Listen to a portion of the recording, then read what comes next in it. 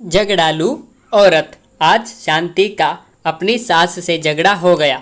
2 दिन पहले वो अपने पति से किसी बात पर लड़ पड़ी थी। ससुराल हो या मायका, हर रिश्तेदार से, यहाँ तक कि उसके अड़ोस पड़ोस के लोगों के साथ भी शांति की कभी न कभी कहा सुनी हो ही गई थी। हालत ये हो चली थी कि लोग शांति के साथ अब बात करने से भी कतराते थे। उसे देखते ही अपना रास्ता मोड़ लिया करते थे। शांति अपने आप को अकेला महसूस करने लगी थी। वह चाहती थी कि इस परिस्थिति को किसी तरह सुधारा जाए।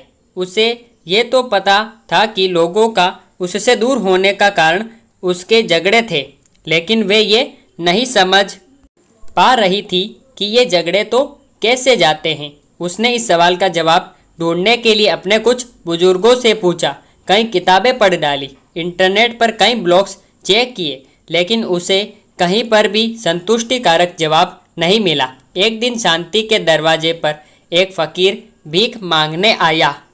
शांति उसे देने के लिए आटा लेकर आई।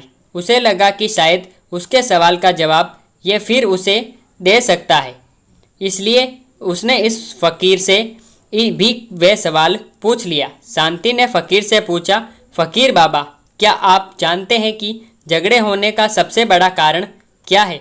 फकीर ने शांति की तरफ देखा और बोला, मैं यहाँ पर भिक्षा लेने आया हूँ और तुम हो कि मुझसे ये फालतू के सवाल कर रही हो।